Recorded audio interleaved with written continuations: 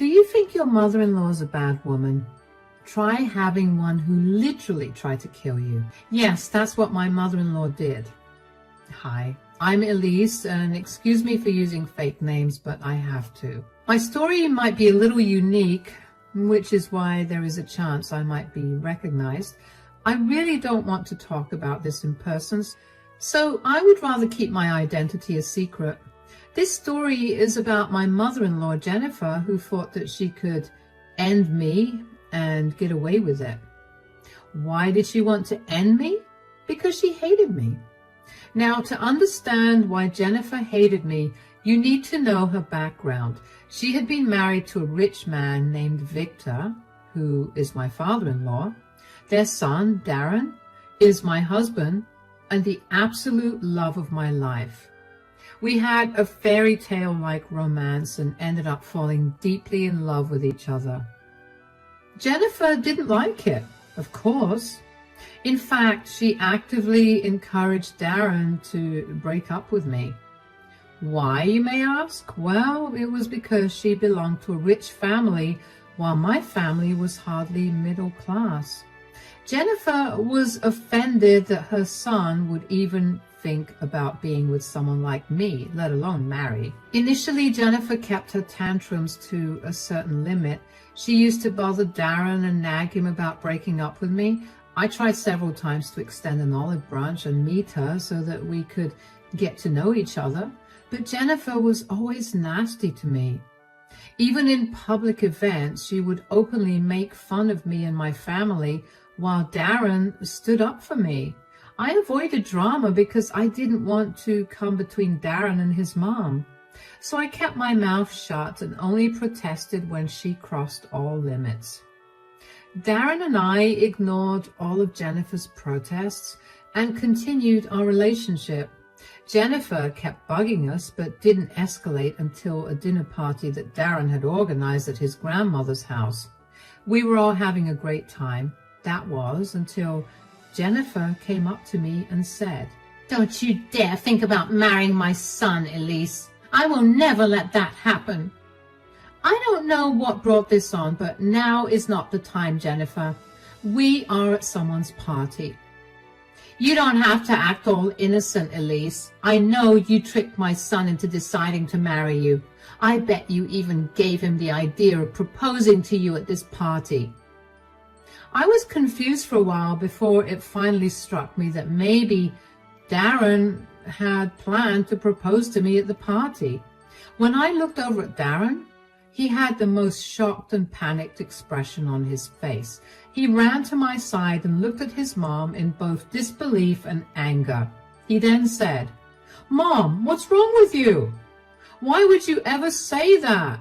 What I do with my life is none of your business." "I am your mom, so this is my business, Darren. You have to listen to me, Darren. You cannot get engaged to Elise."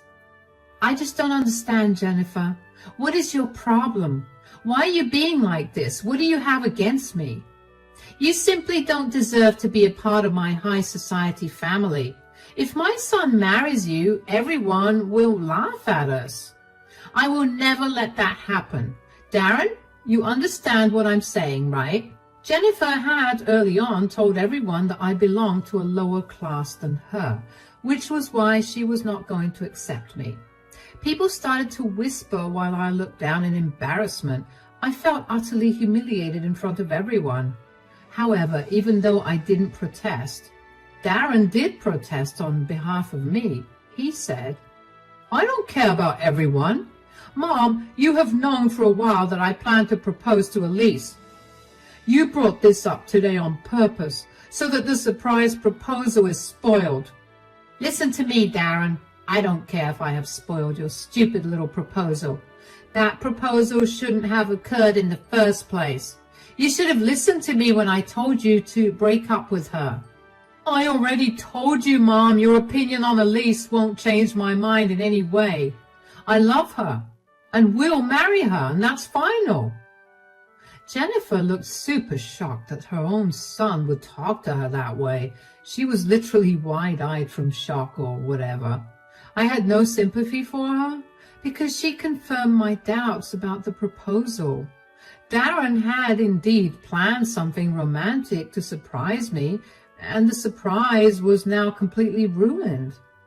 I was a little sad about it, but that sadness left my mind when I saw Darren showing his shiny backbone to his mother.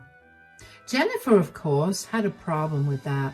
She, as usual, turned to me and started to accuse me of turning her son against her.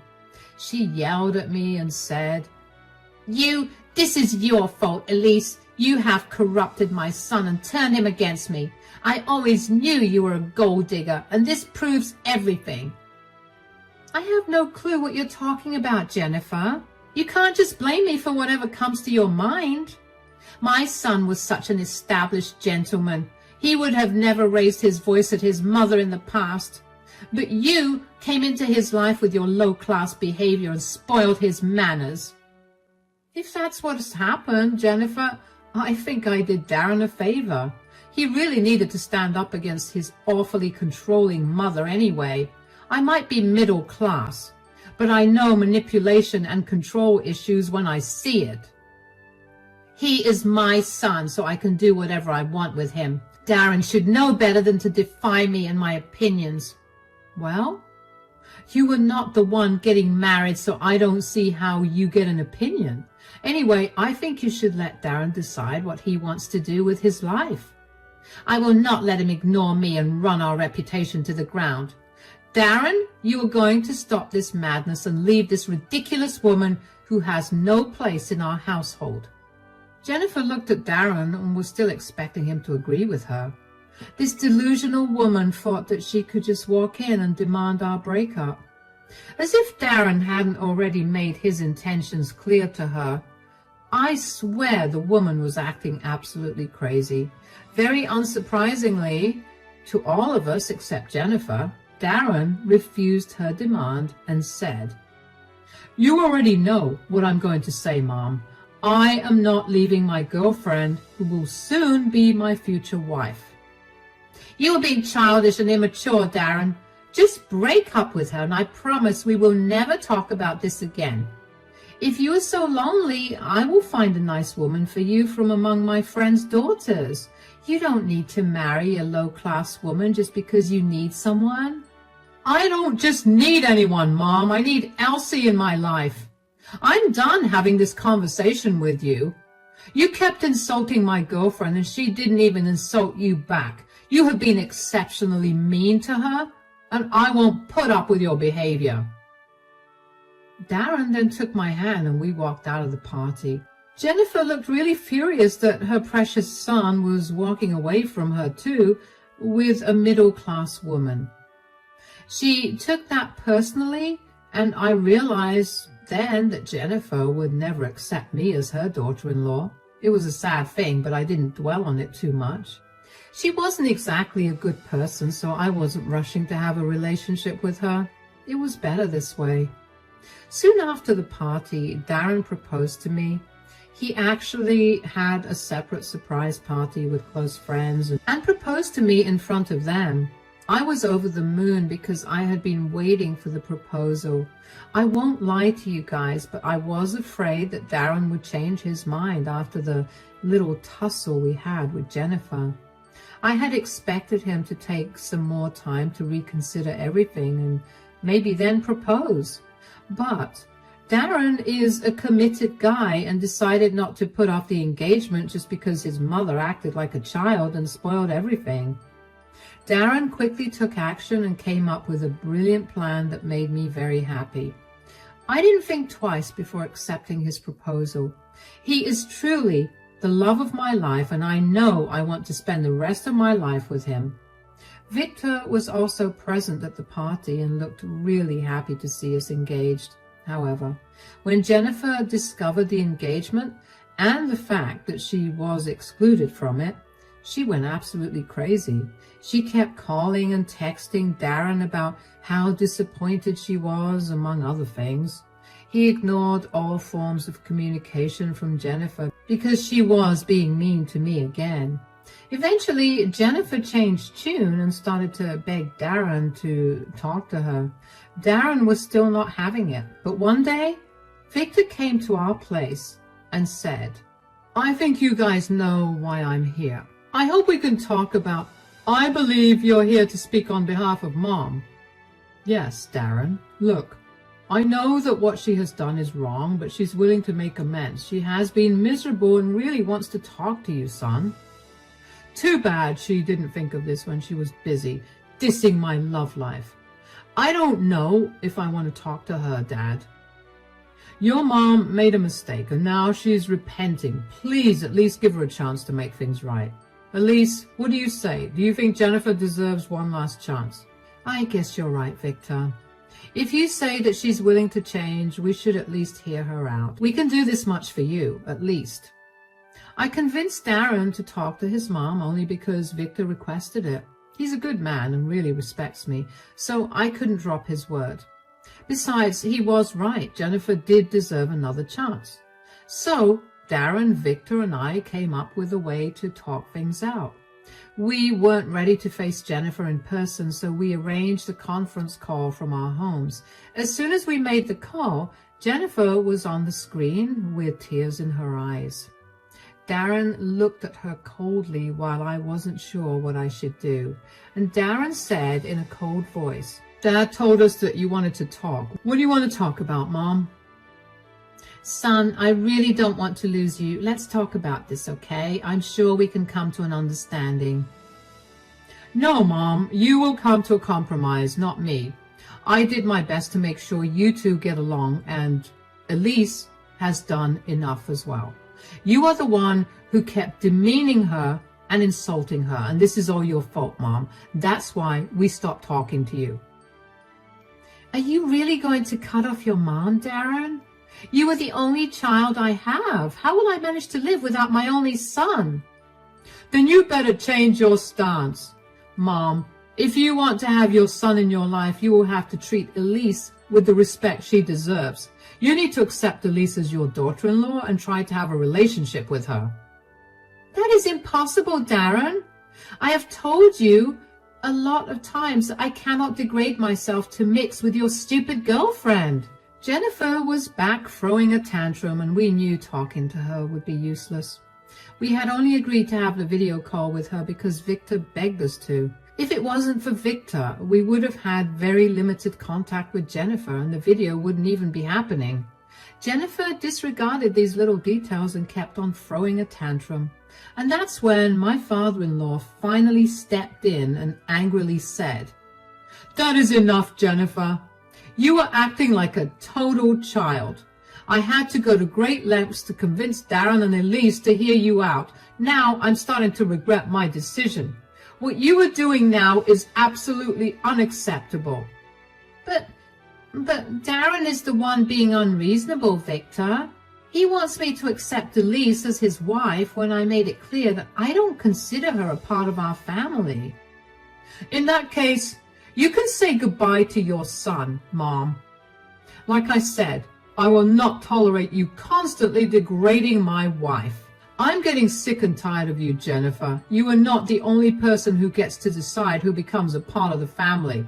I wholeheartedly accept Elise, and so will you, if you don't want to lose your son." Jennifer knew that she had been cornered. She didn't have a single person on her side. No one agreed with her vain perspective and were literally asking her to make things right if she wanted a relationship with her son. Her own husband was now getting mad at her and demanding that she act like a mature, reasonable person.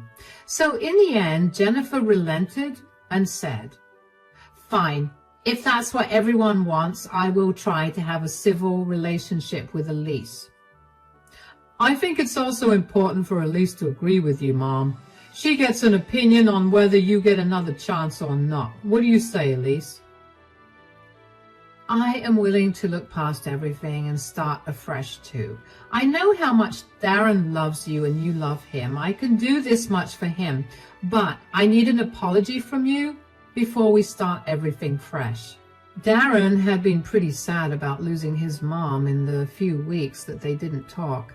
He didn't say those words to me out loud, but I knew him well enough to know that he missed his mom.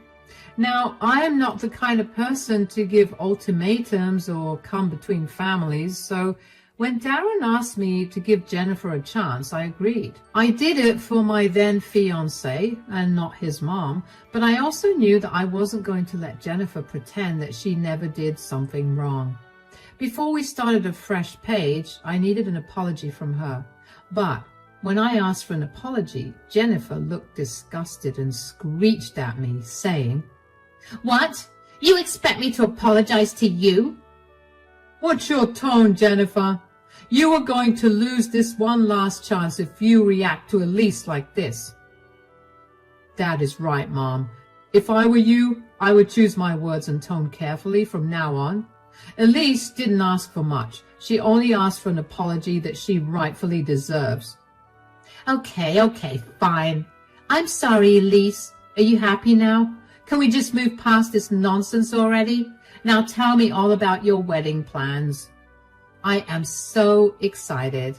My only son is getting married. I still didn't like the way Jennifer delivered her apology, but I knew that I wasn't going to get a better one out of her. There was no way we would ever be friends, let alone family. She was always going to look down on me, and I would always keep her at arm's distance. But I accepted this outcome. Darren and Victor were happy, and that's what mattered to me. Months passed, and things were somewhat better among all of us. Darren and I spent around 4 months planning the wedding, after which we totally abandoned the plan. Don't worry, we still got married. It's just that the entire wedding planning thing, along with Jennifer's insane demands, exhausted us. So instead of letting her take over the entire thing like she wanted, we eloped and got married with our friends present. I wasn't sad that I didn't get a big wedding. In fact, I was happier than ever, and so was Darren. We finally got married and were ready to start our life together. When Darren and I got back from our honeymoon, we met with Jennifer and Victor, who wanted to congratulate us. Victor was happy as usual because he didn't mind that we eloped. He was just happy for us. Jennifer, too, appeared to be surprisingly calm and congratulated us for our wedding. I made the mistake of thinking that maybe Jennifer was finally done being an uptight witch after all. Well, I was wrong about that. Old habits do die hard, guys. And that same night, she pulled me aside when no one was around and said in a nasty voice, "Bravo, Elise, you played me well. You secretly married my son before I could come up with a plan to separate you two." "What are you talking about? Wait, are you still obsessed with breaking us up? What did you think, Elise? That I would magically turn over a new leaf and accept you?" My instincts were right, guys. Jennifer never really reconciled with me or accepted me as her daughter-in-law. She was only faking it so that Darren wouldn't cut her off. I was pretty sure that she would have messed up my wedding if I hadn't made the split-second decision to elope. I thanked the heavens that Darren actually agreed with me and made a run for it. I guess his instincts, too, were telling him to avoid a grand wedding because of possible complications. The only one who didn't find the elopement nice was Jennifer, who always had ulterior motives. She wasn't even hiding it anymore, so I said, "Wow, Jennifer, so all of your changed behavior was fake. You were just masking your emotions and trying to find ways to break us up." "Yes, and I would have succeeded if you and Darren hadn't gone through the wedding. I would have humiliated you just like you humiliated me by asking me to apologize.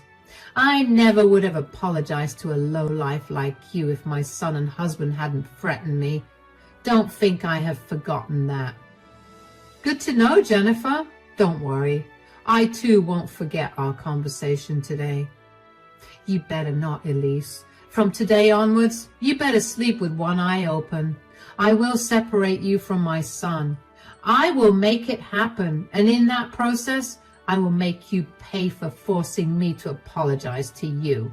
I should have known then that Jennifer wasn't making small threats. I chalked it up to her being super angry that she missed a chance to ruin my wedding. I did expect Jennifer to try and do something stupid, but I could never imagine what she ended up doing to me. None of us had imagined what she was capable of doing. I did tell Darren about my little conversation with Jennifer that night. He was angry, but not at all shocked. He confirmed my theory that he knew Jennifer would try and interfere in the wedding. He was her son after all, so he knew exactly what his mother was thinking. After another big confrontation and fight, Jennifer apologized to me again, much to her own dismay. Sometimes I think the second apology was what pushed her over the edge. Maybe we will never know what did her in. But Jennifer started to make a grand plan to get rid of me, and she was almost successful in doing it. The incident happened on my birthday, which was 2 months after our elopement. Darren had made some elaborate preparations for the party because it was my first birthday as his wife. He also wanted to have a party with everyone since most of our guests missed our wedding. So Darren arranged everything and invited a lot of guests to my grand birthday party. Jennifer was, of course, sulking that I was the center of attention again, but she actually didn't create any drama and even helped Darren with some arrangements. We, once again, mistook this as Jennifer seriously trying to have a civil relationship with me. I guess we desperately wanted this meaningless drama to end. It was just wishful thinking on our part. On the day of the party, Darren and Victor were both busy making all the last-minute preparations. The party was taking place at my in-laws' mansion, so we were at their house. I was already dressed up and ready to party. The guests were already coming, and I was a little nervous because there were a lot of people I hadn't met before. And just when my nerves were getting the best of me, Jennifer appeared out of nowhere with 2 cups. She handed me one and said, "Drink this up, Elsie. You look like you need it." "What is this, Jennifer?" "Are you blind, Elsie? It's coffee. You look really nervous, and I don't want you going out like this. I have a reputation to keep, and I don't want you to make a mess of yourself." "That was really rude, Jennifer, but thanks. The coffee really would help." "Then what are you waiting for, Elsie? Drink it up already." I didn't want my anxiety to get the best of me, so I started to drink the coffee that Elsie offered me. When I sipped it the first time, I felt like it tasted a little off. It was too bitter for my liking, and then again, it was black coffee, so I didn't think much of it anyway. I kept drinking the coffee to calm my nerves. But somehow, it made me feel really weird, and that's when I noticed Elsie, and that's when I noticed Jennifer smirking at me. She said, "How's the coffee, my dear daughter-in-law? I'm sure it's pretty good." "What have you done, Jennifer?" "You never should have taken the coffee I gave you, Elsie. Who is going to save you now? Maybe I will be finally able to take you away from my son. Did you really think you would get away with stealing him?" "Oh my God, why do I feel this way? What did you add to my coffee?" Those were some of my last words to Jennifer before I felt my throat closing up. I immediately knew what it was. I was going into an anaphylactic shock. Jennifer had definitely mixed something in the coffee she gave me. I wasn't exactly in the condition to make sense of what she may have added. I could only feel my throat swelling up and choking me. I struggled for help and watched Jennifer laugh at me. Then I think I had lost consciousness because I didn't remember anything else. I woke up in the hospital probably the next day. I was so groggy at the time that I barely remember what was going on. I found myself in a hospital bed. A doctor and nurse stood over me and were examining me. In a very groggy voice, I said, "What happened to me, doctor?" "You went into an anaphylactic shock, Mrs. Elsie. Your husband brought you in at the last minute and saved you. Do you remember what happened?" I was drinking coffee that my mother-in-law gave me, and after that I started to feel my throat swell up. I don't remember much else. Was my mother-in-law here as well? Oh yes, she was here, Mrs. Elsie. Sadly, she was later placed in a psych hold by the cops. I'm not really sure why. You may want to ask your husband about that. The doctor then took my vitals and checked me thoroughly. After he was done, he gave me some instructions and left. I was left wondering about what on earth happened. Even at that point, I couldn't properly remember that Jennifer had intentionally tampered with my drink to send me to the hospital. Everything became clear when my husband came to see me. Darren looked absolutely broken and burst into tears when he saw me. My heart broke for him because I couldn't see him like that. After a good crying session and me assuring him that I was okay, Darren calmed down a bit. Then I finally asked him what went on. He said, I came to find out because you were late for the party. Everyone was already there. I went looking for you and found you unconscious in the kitchen. I immediately brought you here after I realized that you weren't even breathing properly. The doctor told me that I went into anaphylactic shock. Yes, that's what we discovered as well. As soon as the doctors told us, we rushed home to see what happened. Dad pulled the CCTV footage to find out more, and that's when we saw you collapse after drinking something Mom gave you. Oh my God, yes, I do remember it. Jennifer gave me coffee to calm me down. I don't know what she told me next, but she was laughing when I was struggling to breathe. That haunting memory came back to me in an instant. Sometimes, even now, I hear her laughter in my nightmares. It was just horrible. Darren looked pretty defeated after I told him what happened. He said, I know that, Elsie. We all saw the footage. We think Mom slipped something in your drink that caused you to go into shock. The cops are still investigating what happened. The cops? The doctors told me that Jennifer was put on a psych hold. Yes, Elsie. After we discovered the truth, we confronted Mom. I can't tell you all the vile things she said about you. Dad and I immediately called the cops on her. She was put into a psych hold because of how unstable she was acting. I've already pressed charges against her, Elsie. You have filed a police report against her? Do you really want to do that? Listen to me, Elsie. I have allowed my mother to ruin our life enough already. But she just tried to kill you. We don't know if it was intentional or not, but she did do this. There is no way I can let her get away with this. Don't worry, you will never see her again, Elsie. She will be gone for good. I'll make sure of it. I started to cry with relief when Darren told me that he would never let Jennifer come near me again. Darren, too, cried with me. We were both severely traumatized by what happened. Till I was back home, both Darren and his dad stayed by me at all times. Then they took me home and made sure I recovered fast. Don't worry, guys. Darren kept his promise to me. He really didn't let Jennifer near me again. She was put into a psych ward because of her actions, and there was a police case filed against her. She absolutely went crazy, and she is still in the psych ward as we speak. The CCTV footage that was obtained from the house showed enough proof that Jennifer had poisoned my coffee. The most surprising fact was that she didn't even deny it. In fact, Jennifer was pretty proud of what she did because apparently I was taking away her son, so I deserved it. Well, Jennifer's plan to end me or make me sick didn't work very well, though.